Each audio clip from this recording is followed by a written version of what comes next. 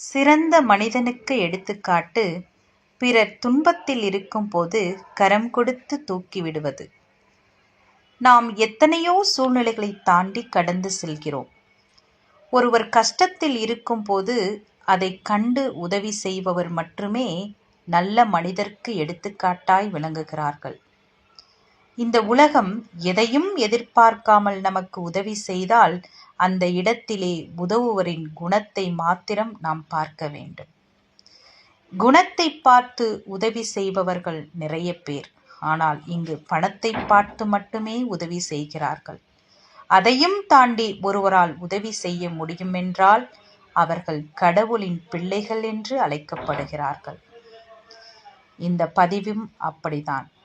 எத்தனையோ கஷ்டங்கள் நமக்கு வந்தாலும் அந்த இடத்தில் துணை நின்று நம்மை கரம் கொடுத்து காக்கும் கரங்கள் கிடைப்பது மிகவும் வரம். நன்றி.